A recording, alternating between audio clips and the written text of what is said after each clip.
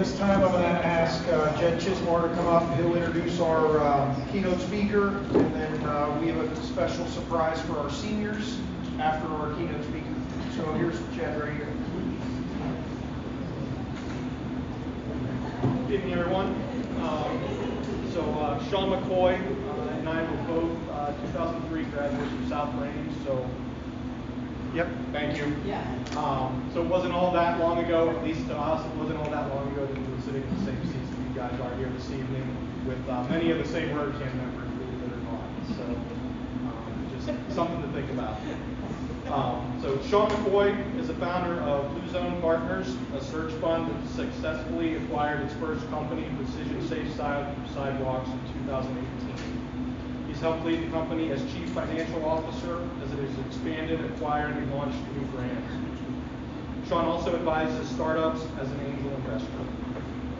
Sean previously founded and successfully exited a startup media syndication, and he worked in his early career as a communications advisor in political campaigns that include the likes of Mitt Romney, John McCain, and Lynn McMahon.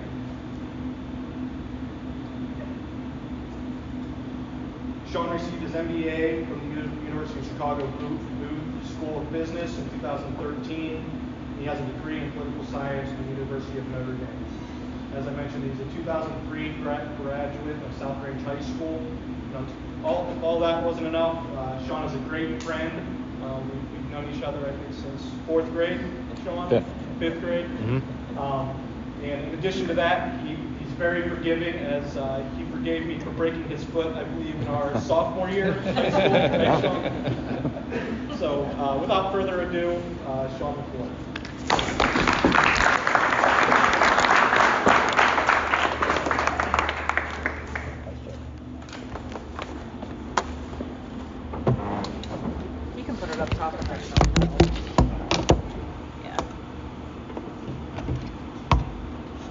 You all hear me? Okay. Thank you, Jed, for that introduction. It's such an honor to be here today.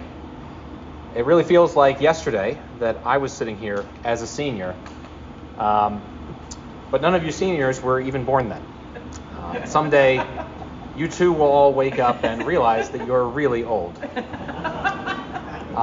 When Jed texted and asked if I'd be interested in speaking tonight, there was no hesitation.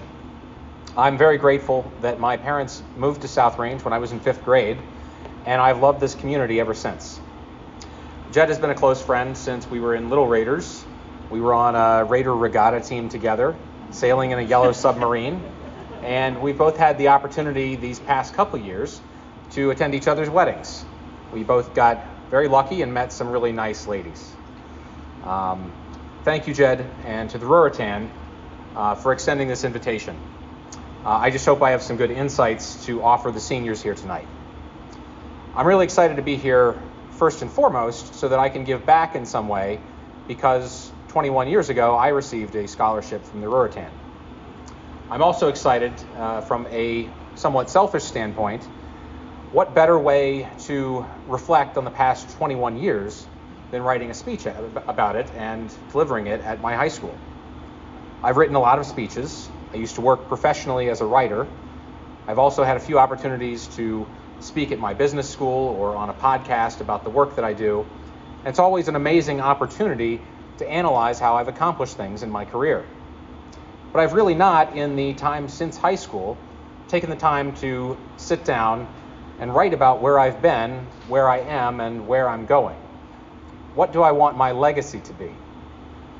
I knew what that was when I was your age. And I would imagine many of you have, if not a sense of what you want your legacy to be, some specifics about what you want to accomplish in life.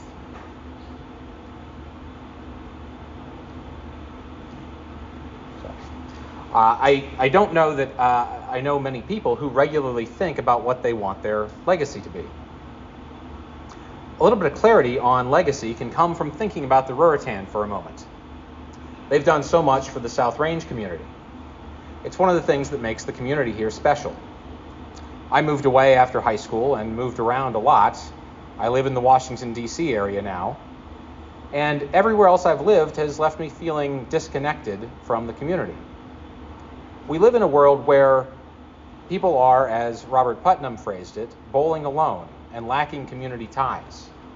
People rely on TikTok and Instagram to pretend that they have human interaction. It's not a substitute. Crime is rampant, regardless of what the media claims. People don't care to know each other, and they are quick to hate each other. One of the greatest thinkers on community was the sociologist Robert Nisbet. He explained that it is very difficult to maintain the eminence of the small local units when the loyalties and actions of individuals are consolidated increasingly in the great power units represented by nation-states in the modern world. In many communities, organizations like Ruritan struggle to maintain membership. Churches are losing parishioners. People are giving up their community ties to have faith in central government that provides no sense of fellowship and shows no care for who they are.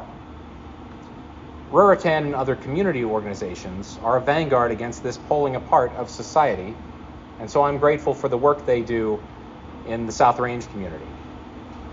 You're all lucky to live in a great community. Regardless of whether you stay here or leave, the South Range community can be a key part of your life for years to come. It means so much to me that I'm still close with a lot of my South Range friends, despite not living near here. And even in DC, since initially moving there right out of college, one of the things that kept me grounded in community was that several other people from the class of 2003 all moved there at the same time. I must quickly note that even my amazing dog Abe was a gift from the South Range community. We adopted him as another member of the class of 2003 was moving to Bangladesh and needed to find him a home. And he's really amazing. This is not my first time speaking in front of a big audience at South Range, but it has been 21 years. I spoke at my graduation as valedictorian. That speech was given in rhyming couplets about some of the ambitions of the South Range class of 2003. I recently went back and read that speech 21 years later, knowing where people ended up. Not many of us did exactly as we planned, but we did accomplish and are still achieving great things. Speaking that day, I asked for everyone's vote for president in 2024. That was my dream, to one day run for President of the United States, specifically this year. Why did I want to be president? I thought no position could have a greater impact on a greater number. It's the leader of the free world. It's the highest goal one can have, right?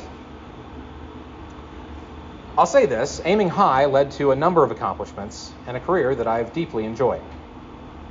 After graduation, I went off to Notre Dame, where I majored in political science. I achieved a lot academically in political science and fortunately focused on the quantitative side. But poli-sci is not the most useful degree. Economics would have been better, or I should have chosen a skill like engineering. Or I actually wish I'd studied physics and astronomy because I have a number of quantum theories about how the universe works that I can't pursue without having the appropriate math background. Anyway, while I was in college, I stayed deeply focused on my political goals. I interned in the White House during the 2004 election. And when I graduated Notre Dame, I went to work on the 2008 presidential race, and then spent the early years of my career working on presidential and U.S. Senate races.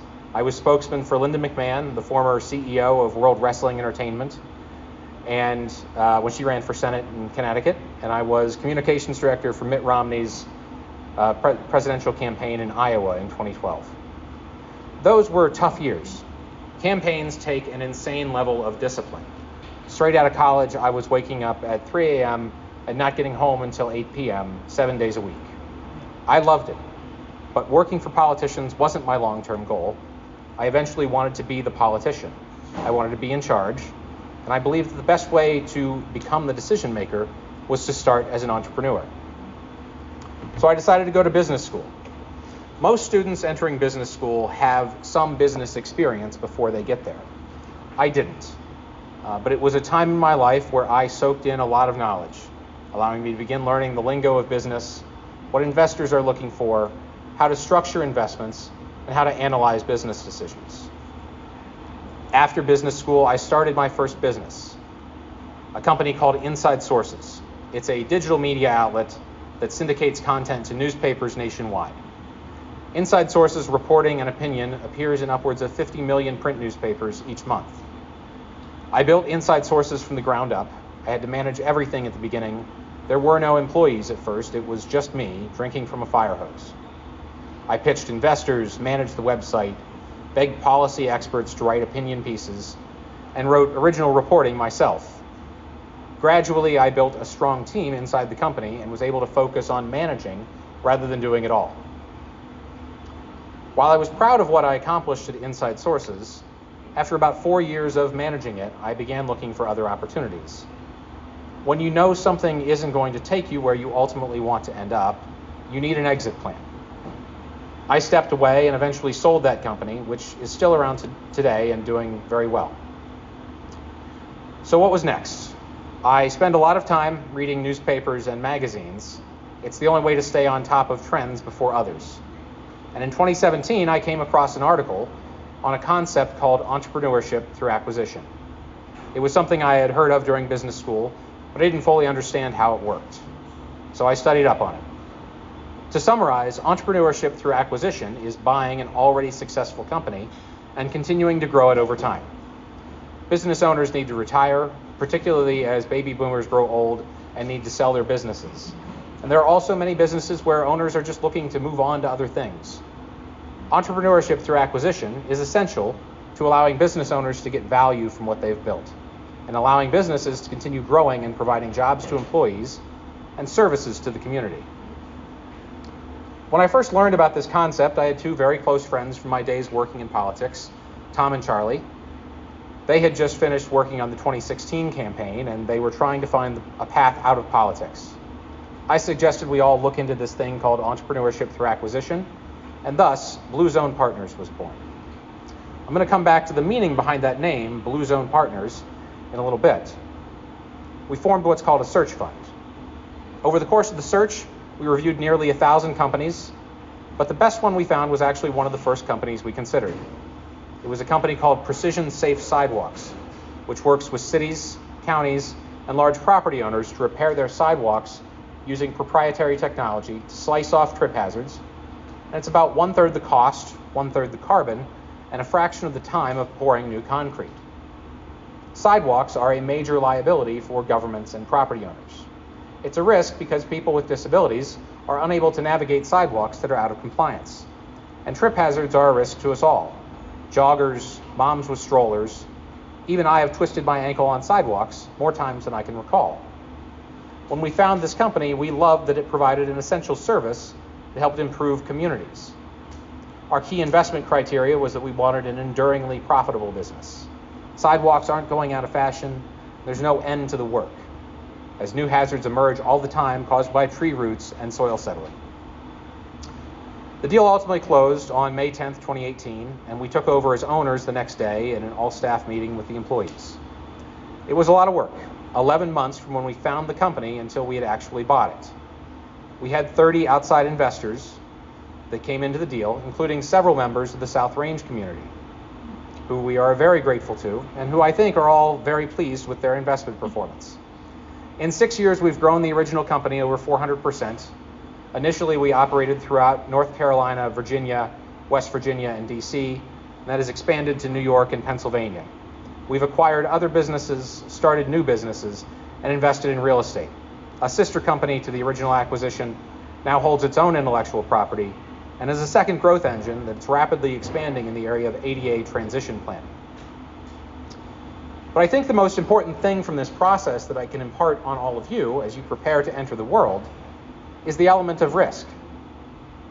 At any given point before the deal closed, if the seller had backed out, as he threatened to do several times, or if the bank became uncomfortable with the risk, or if we didn't piece together enough outside investment, Tom, Charlie, and I would have faced personal bankruptcy and not had a business to show for it because we owed nearly $200,000 just to our lawyers. We didn't have that much money back then. Once the deal closed, we were required by the bank to personally guarantee millions of dollars in debt. Again, we did not have that much money. So for a few years, we felt the legitimate threat of bankruptcy. But it's not like we were taking crazy risks. We had carefully studied the deal, and we were taking on healthy debt. That's a big difference from racking up credit card debt on new golf clubs or buying a sports car. And here's some additional important advice. There's a brief window in life when you can take risks like this. At the time my partners and I did this, we had few assets. We weren't wealthy. Only one of us was married. We didn't have kids. We couldn't have done this deal today. We have families. We have personal assets. It becomes far more difficult to take risk when you get older, and your mistake could have such a huge impact on your spouse or child, or you could lose whatever wealth you've accumulated. Take your big risks when you're old enough to understand what you're doing, but young enough that you can survive losing everything. That reminds me of something, and I'm going to go on a brief tangent. I'm turning 40 this year, and of course have found myself reflecting. 10 years ago, I did the same thing as I was turning 30, and I published what was the most widely read article that I ever wrote. It appeared in many newspapers nationwide. The headline was, "Why It's Good to Be 30 Years Old, Single, Childless, Renting, and Deep in Student Loan Debt." The article was inspired because Prince Harry is a few weeks older than me, and there were media stories about him turning 30. And I was very bothered as the media interviewed people standing in front of Buckingham Palace saying how he should pick a woman and settle down like his older brother. There was a lot of pressure on Harry.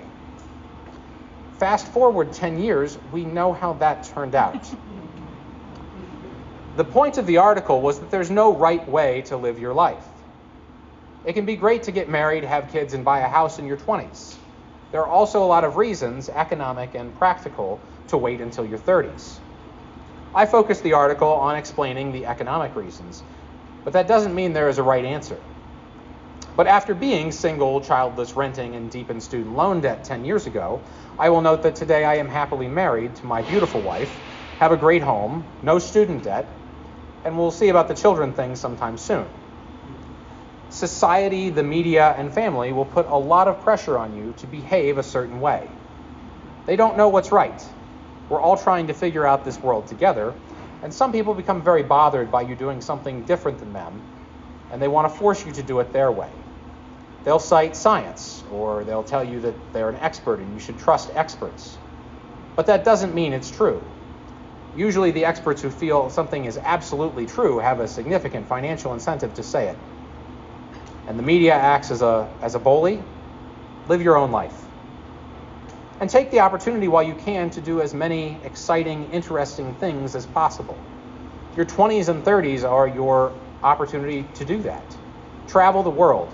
Meet interesting people. I won't say that I'm good at small talk, but I used to be a lot worse. I got better because in my early 30s, I went on a few hundred first and second dates. It's a great way to learn how to talk to anyone. And eventually, it was a very successful search. But there were a lot of dates that had to be salvaged by making the conversation interesting. The easiest way to talk to anyone is just to ask smart questions. Keep them talking. Everyone loves to talk about themselves. Look at me. I'm having a great time spending 30 minutes talking about myself. I could easily go on for several hours. Don't worry, I won't. But give me an adult beverage and a cigar, and I could spend 4 to 5 hours just on my theory that we live in a simulation created by God to test the worthiness of our souls. But aside from engaging the other person, you need interesting things to share about yourself. If the most interesting thing you have to share about yourself is that you like pumpkin spice lattes and fantasy football, conversations won't go far. What would I share about myself? I grew up barrel racing at the Canfield Fair. I've traveled the world extensively. In Tokyo, I had the master sushi chef Jiro personally serve me sushi. I stayed in the McAllen Estate, Easter Elkies, on a tour of Scotland. I got engaged on the cliffs of Hana, Maui. I got married at the Chapel of the Holy Cross in Sedona. A picture of our reception was recently featured in Cigar Aficionado. And I honeymooned in Bora Bora. I've been to Oktoberfest in Munich 5 times. I've hiked and paraglided through the Himalayas in Nepal. I studied abroad in London and have eaten my way through many Michelin stars. I bike around 1,500 miles per year. I'm a pretty successful poker player, and I invented a card game that I'd like to bring to market in the next few years. I went golfing this morning and shot a 91, which is pretty good for me. You may or may not find any of this interesting, but there was a point in my 20s when I said I wanted to work on becoming interesting. That requires a concerted effort. Too many people sit around watching Netflix and TikTok and think that will somehow make them interesting. And there's a lot more to life than work. Certainly don't allow your work to be the only interesting thing about you. That was the only thing I had to talk about for too many years. You'll find your own things that make you interesting. They're probably different than mine. But don't wait around for cool things to happen to you. You have to chase them down or they won't happen. And start young. Back to business, there's a significant difference between starting or acquiring a company and actually managing it. Literally anyone can start a company, but not many companies succeed.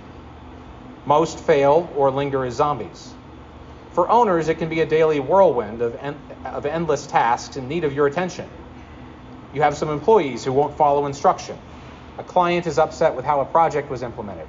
A contract negotiation has gotten derailed, and a government agency is demanding that you file some useless paperwork. Those are the things that can become your daily existence. It's a grind. None of it comes easy. Either you want it or you don't. There is no getting rich quick.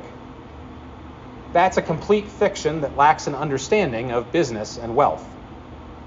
You'll come across many people in your lives who are suddenly doing really well for themselves and buying a fancy car and living the high life.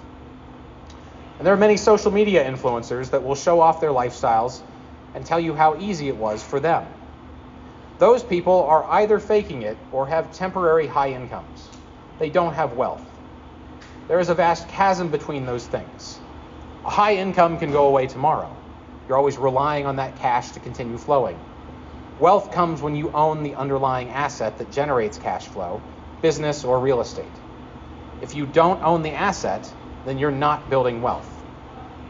I want to repeat that to make sure that you all got the point. If you don't own the asset, then you're not building wealth. And if you divert your cash flow into assets that don't hold their value or generate cash flow, every dollar is a lost investment opportunity. Until last year, my wife and I both drove 15-year-old cars. She still does. I upgraded to a new Hyundai, nothing fancy because my car completely died. Cars are a rapidly depreciating asset. Instead of buying cars, I invest in a lot of appreciating, cash-flowing businesses. I'm not saying not to buy yourself nice toys every now and then, but understand the trade-off. Building wealth or accomplishing anything meaningful is hard work over time. It requires discipline. There's a story I heard a while back called the bricklayer's proverb. A man walked by a group of bricklayers working in the summer heat. He asked the first bricklayer, "What are you doing?" "What does it look like? I'm out here sweating in the sun to feed my family," he replied. The man asked the second bricklayer, "Excuse me, sir, but what are you doing?" The second bricklayer replied, "I'm laying these bricks to build an outer wall of this building. I must place them just right so the wall is strong." Finally, the man asked the third bricklayer, "What are you doing?" The bricklayer stepped back and looked at his work. "I'm building a cathedral where the people of our town will congregate, fill their souls, and feel the inspiration to pursue the dreams in their hearts." Sometimes it seems meaningless, but we need to see beyond the immediate task. Life will get off track. It's all about working diligently and coming back to discipline, managing even the small things with care. In the past year and a half, I did both a 100-day streak and a 75-day streak, in which I accomplished a list of tasks every single day. I had a minimum of 2 45-minute workouts per day, usually more, and at least 45 minutes needed to be outside, regardless of the weather. I ate healthy, took all of my supplements, drank a gallon of water, meditated at least 10 minutes, read at least 10 pages of a nonfiction book, and didn't drink alcohol. It's a mindset and discipline reset called 75 Hard, and I modified it to make it more difficult. I still try to maintain these habits every day. Few things are so effective about getting you in the right mindset than discipline. And so little is accomplished without discipline. C.S. Lewis wrote in Mere Christianity, one of my favorite books, about why small choices matter. Good and evil both increase at compound interest. That is why the little decisions you and I make every day are of such infinite importance. The smallest good act today is the capture of a strategic point from which, a few months later, you may be able to go on to victories you never dreamed of. An apparently trivial indulgence in lust or anger today is the loss of a ridge or railway line or bridgehead from which the enemy may launch an attack otherwise impossible. I mentioned earlier that when my partners and I set out to buy a company, we called ourselves Blue Zone Partners. That was because we had a certain set of values we wanted to instill in the company we bought. Many of you have probably heard of Blue Zones. We based our name on the book, and they've since come out with a Netflix series about Blue Zones last year. To summarize, they are areas around the world where people live exceptionally long lives, characterized by lifestyles that naturally include healthy diets, physical fitness, and strong family and community connections. We really believe in these things. We provide a good living and work culture for our employees, and we encourage them to take the time away from work to cherish their families and communities. The purpose of life is not work, but our work provides for our families and helps make our communities safer and healthier. At their heart, the companies we own are all about doing exactly that. The sidewalks we repair keep kids safe as they walk to school, allow runners and bikers to maintain their health, and give new mothers a smooth walk with their strollers. The accessibility guidance we provide cities ensures that people with disabilities, who are often excluded by outdated infrastructure, can get to work. We make infrastructure accessible. Infrastructure is not about the physical materials used to construct it. It's about the connections it makes. Infrastructure has a powerful impact on the world around us and our everyday work. Consider the women's suffrage movement. The suffrage movements of the US, UK, and Canada all grew alongside the introduction of water, sewage, gas, and electrical systems. Absent basic infrastructure, women spent far more time providing necessities for their families. Basic infrastructure freed up time to organize and press for more rights. We will see a similar impact from enhanced accessibility, as we make sure people have accessible infrastructure that is safe and navigable. Local economies are enhanced, and people can live happier, more fulfilling lives. I never thought I would own a company that fixes sidewalks and advises on accessibility, but I love our work. The companies that Blue Zone Partners own are about accessibility and empowerment, and bringing communities together. Stronger communities are the foundation of Blue Zones and living long, healthy, active, loving, and happy lives. And that's why we're all here. There is no greater meaning to life than family, community, and love. It's great to be ambitious, but don't sacrifice love for your accomplishments. The first dance at my wedding was to a song by Old Crow Medicine Show, in which they sing, "Fortune is fleeting, time is deceiving, our bodies are weak and they turn into dust. All following blindly, but love is like lightning. It strikes only one time, and ain't it enough?" It is enough. What meaning is life without love? What meaning is love without death? We're all here for a reason, and we should never allow nihilism to creep in and tell us it's meaningless. The meaning comes in finding a world devoid of love and community, and in creating a better world brick by brick. As I've gotten older, I've come to see the absolute beauty in the design of the universe. It's only with a foundation of love and community that you can truly appreciate all that God has given us. So this is my official announcement that I will not be running for president this year or ever. If I were my 18-year-old self, I would be very disappointed. Becoming president wasn't a fleeting idea, it was what I was going to do. But when I look at the country today, I believe the greatest impact that I or any of us can make is locally. The country is losing its community ties, and we're growing apart from our neighbors. That has us vesting more power in a central government that we're told we must trust with religious fervor. Real change starts by rebuilding community, deepening our ties to one another.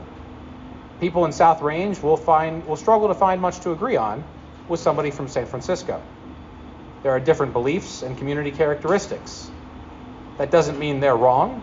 That doesn't mean people here are right. It means that we're different. And that's great. Our country survived a couple centuries and a few world wars by embracing our differences. But we did that while rooted in strong communities that are in a weakened state today. So whether you stay in this area after you graduate or move away, stay rooted in community. Look to the Ruritan and other organizations as examples of what we need more of in this country, and do your best to find the right way to contribute. Thank you.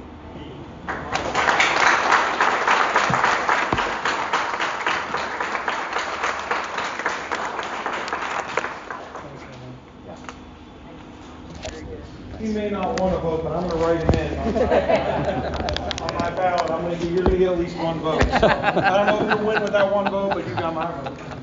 I promise.